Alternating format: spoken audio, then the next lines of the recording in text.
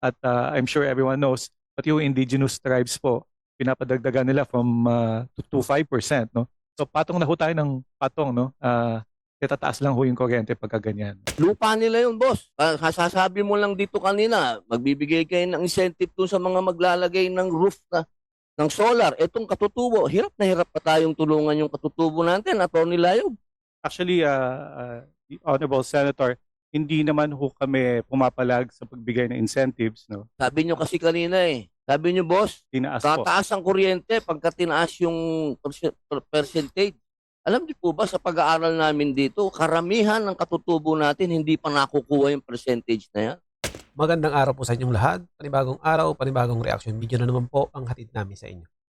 At eto nga mga kababayan, hindi po nagustuhan itong si Senator Robin Padilla ang naging pahayag ng isang resource person dito nga po sa ginawang pagdinig sa Committee on Energy dito po sa Senado mga kababayan. Kaugnay po ito ng kakarampot na porsyento nakukuha ng ating mga kapatid na katutubo sa paggamit nga po ng kanilang mga lupain ng mga malalaking solar company mga kababayan. Dahil tila parang nasisisi pa di umano itong mga katutubo sa kakarampot na nakukuha nila sa pagtaas ng kuryente dito sa ating bansa mga kababayan. At ito po ay hindi nagustuhan itong si Senator Robin Padilla. Panoorin po natin ang kanilang mainit na sagutan dito mga kababayan. Pero bago yan, kung bago ka pa lang dito sa ating channel, ay mag-subscribe ka na at i-click mo na din ang notification bell para maging updated ka sa mga susunod pa natin video. Paki-like at paki-share mo na din ang video ito sa iba pa natin mga kababayan. Good afternoon, Madam Chair. Well, first point, we support the DOE and ERC on their comments on the solar rooftops for buildings. So we support these bills as well. No? We also support ERC on their efforts to refine net metering versus distributed energy resource rules. So hopefully the rules will come out very, very soon. Third, we support PIPA and PISEA on their comments on the proposed amendment to the RE law. No? If you notice, the proposal now is for the LGU to first approve before DOE issues the service contract. Bumaliktad po. No? But under the Constitution, yun yung basehan ng pag-issue ng DOE ng service contract, no? Hindi naman po mawawala yung consultation on the LGUs because after they secure the DOE approval, they have to get the BOI incentives, that's the basis, and thereafter secure the LGU resolution. So kasama naman po, pag binaliktad ho, they will incur costs and therefore they will not be able to recover those costs until they get the BOI incentive. So we should retain po the current process, no? And secondly, wag na ho natin itaas yung government share, no? Kasi 2% dinagdagan at I'm sure everyone knows, pati yung indigenous tribes po, pinapadagdagan nila from to 5%, no? So patong na ho tayo ng patong, no? Tataas lang ho yung kuryente pagka ganyan. So we hope that we retain our law. What I think we need to focus on is pushing for more projects to be built, no? Because the laws are there. And having said that, if I may just present a few slides and justify why we are pushing for renewables. Makita po natin, if you go to the next slide, go ahead, next slide please. Let me just show you where we are in terms of, next slide, the current installed capacity, next slide, for renewables. If you look at the latest data, next slide, the table, power generation capacity, it would show that renewables is now 32%. This is based on DOE data. No, so we're almost there in terms of the target of 35%. However, we all know pag nagtayo ho ng malalaking coal, yung 32 yan, bababa na naman ng 22. No, so that's why we do not support any move to lift the moratorium on coal. No, I think what we should do more is push for more renewables to get built. No? Now, and if you go to the next slide, you will see that despite the increase in capacity for renewables, you will note that coal is still there. Now, 62% of generation comes from coal. And always our problem is we rely too much on imported fuels. Whenever oil or coal goes up, tayo tinatamaan. So we want to reduce this kind of pie chart and have more renewables in the system. No? Let me just show you very quickly. If you go to the slide number 15, no? Why have we been pushing for renewables?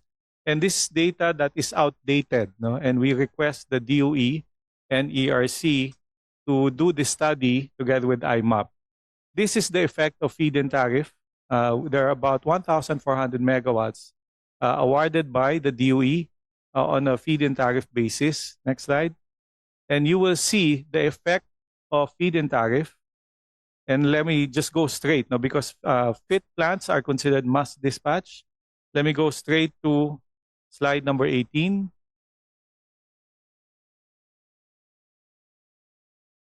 Slide number 18.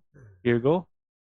Because of all your FIT plants and they are considered must dispatch, kita nyo ho na nakasave po tayo sa consumers ng 9.4 cents per kilowatt hour. And this is only as of 2020. If you recall, sumipa po yung presyo ng coal in 2022. No, where we hit, I think, about $400 per metric ton.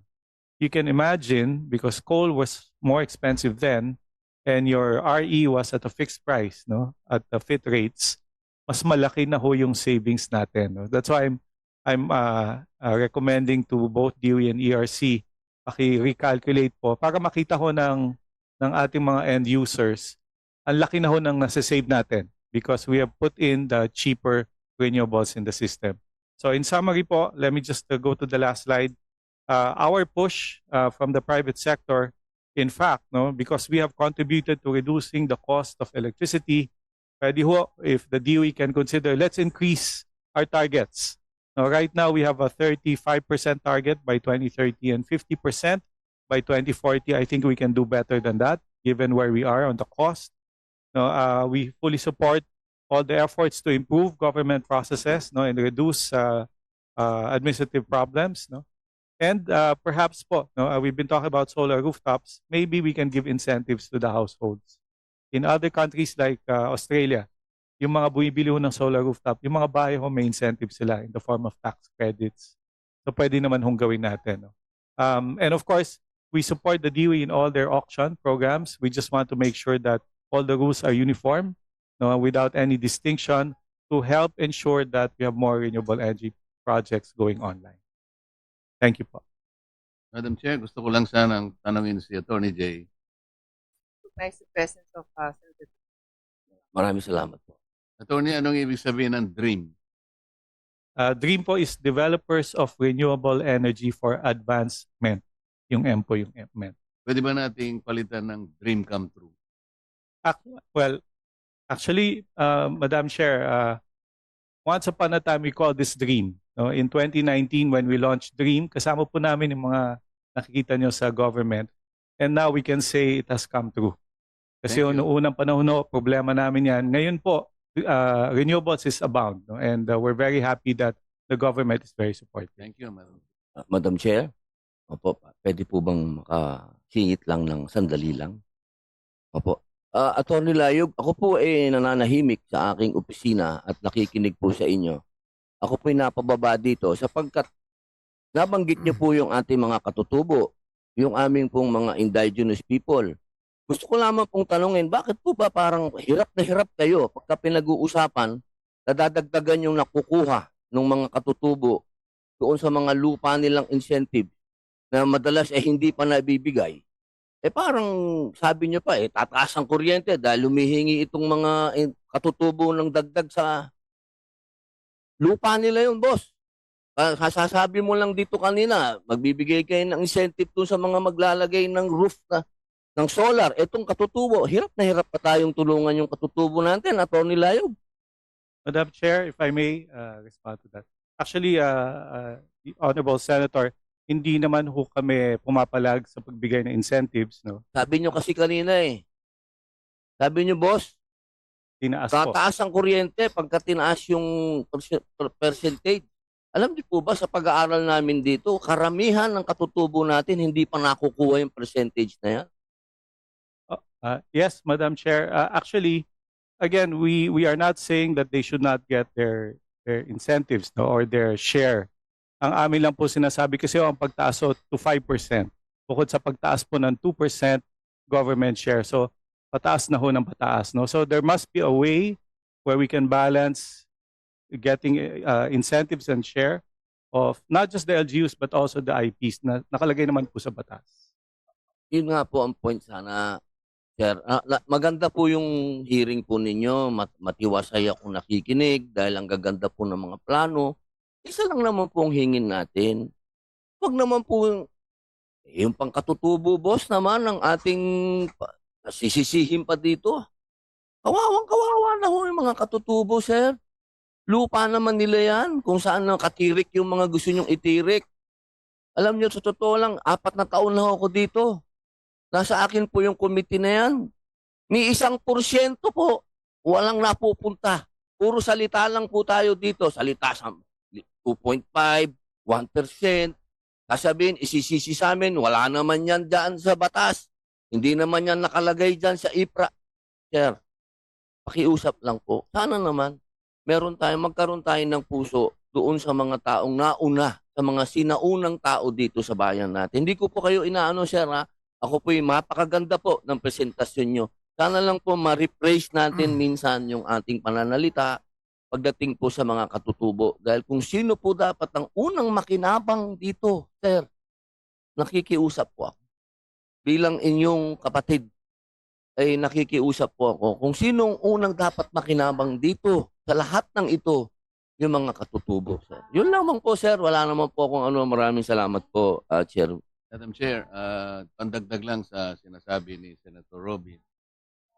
Nakikita ko po yung kanyang posisyon eh. Kapag nabanggit po kasi yung tungkol sa mga katutubo at sasabihin natin ito yung makakadagdag dun sa konsumo, final consumption o final price na babayaran po ng ating mga kababayan, kailangan po ma-explain nating mabuti na yung ibinayad, halimbawa sa lupa ng katutubo, gaano ba yung kanyang porsyento sa share ng total cost? Kasi halimbawa, ito po, para makaproduce tayo ng isang 1 kilowatt hour, napakarami pong cost factors yan eh.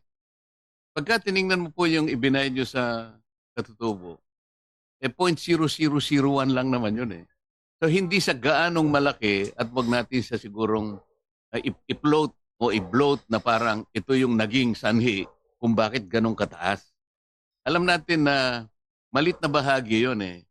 Kumbaga fixed cost yun eh. Na ang pinakamalaki pong konsumo, yun po yung mga variable cost. Na yan po yung ina-address natin, lalong-lalo na po sa mga malaking generation and distribution utilities. Siguro ang kanyang panig lang ay wag nating gagawin parang yun ang pinakabatayan na parang tataas. Alam niya at alam ko po hindi po yun. Sapagkat pag kinonsumo na, pag kinuwenta natin, maliit lang na talaga na fixed cost yun. Yun po ang kanyang palagay ko yung gusto niya sabihin. Salamat po, Madam Chair. Madam Chair, if I may. Yes, Madam Chair, personally I support giving incentives and share to the IPs. No, in fact, when I was in the DOE, that's what we did. We went down to the IPs, kinausap po nila namin, dinala ho namin ang project developers at sinabihan ho namin ng mga developers, tulungan niyo po at may mga programs po. Under the current setup po, there's a 1% government share in all RE projects. 60% of that goes to the national government.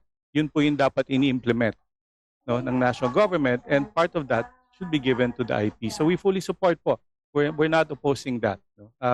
Kaya ho, we will have to defer to DOE on how they will spend the government share. Yung 40% po napupunta sa LGU.